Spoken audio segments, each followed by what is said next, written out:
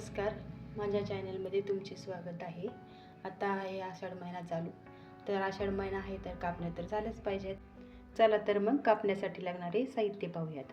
मी इथे घेतलेला आहे 1 वाटी गूळ, त्याच वाटीच्या प्रमाणात घेतलेले आहे 3 वाटी गव्हाचं पीठ, थोडंसं बेसन पीठ, गरजेनुसार खसखस, 1 चमचा बडीशेप आणि सुंठ आणि विलायची। बडीशेपची पावडर करून घेऊया। 1 वाटी मी इथे जो गूळ घेतलेला आहे तेवढ्याच मापामध्ये मी 1 वाटी पाणी घेतलेलं आहे। आता हे एका पातेल्यात काढून आपण गॅसवर ठेवूया।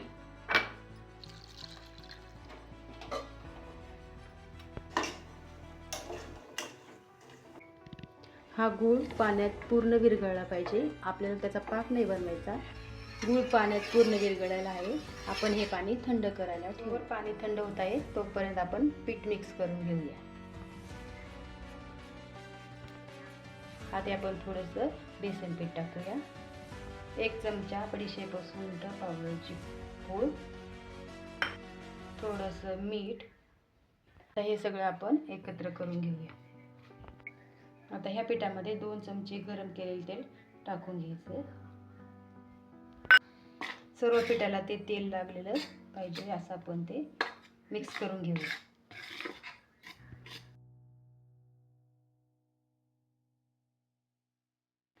यात हे थंड झालेले गुळाचे पाणी आपण मिक्स करून घेऊया। एकदम हे गुळाचे पाणी न टाकता आपण थोडे थोडे टाकून मिक्स करून घेऊया। खूप पीठ आपल्याला पातळ मळायचं नाही, असं घट्टसर त्याचा गोळा बनवायचा आहे।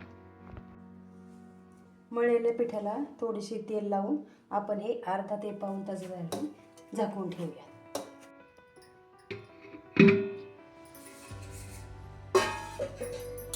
पीठ चांगलं भिजलं गेलेलं आहे। आता याचे आपण भाकरीसारखे गोळे करून लाटून घेऊया।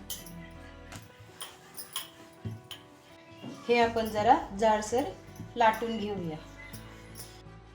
आता ह्याला आपण वरून खसखस लावून घेऊया। ही खसखस आपण अशी लाटण्याने जराशी पसरवून घेऊया, म्हणजे ती बाहेर निघणार नाही। त्याप्रमाणे आपण आता दुसऱ्या बाजूलाही खसखस लावून घेऊया।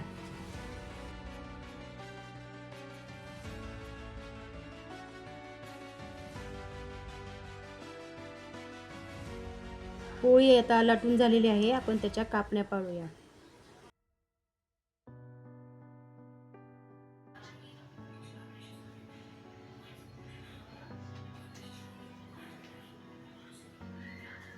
कापणी अशी जाडसर लाटून घ्यायची, त्यामुळे ती खुसखुशीत होते।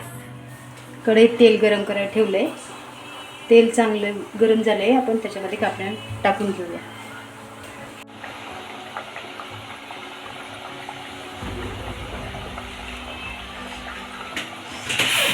आपण ह्या कापण्या आता मीडियम गॅसवरती चांगल्या तळून घेऊया, म्हणजे त्या आतून छान भाजल्या जातात। आता हे कापण्या चांगल्या लालसर रंगावर भाजलेल्या आहेत, आपण त्या काढून घेऊया।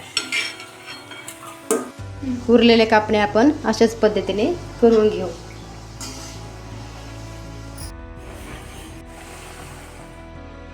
तयार आहेत आपल्या गुळाच्या कापण्या, एकदम खुसखुशीत आणि मऊ झालेले आहेत। जर तुम्हाला रेसिपी आवडली असेल तर लाईक आणि सबस्क्राईब करायला विसरू नका।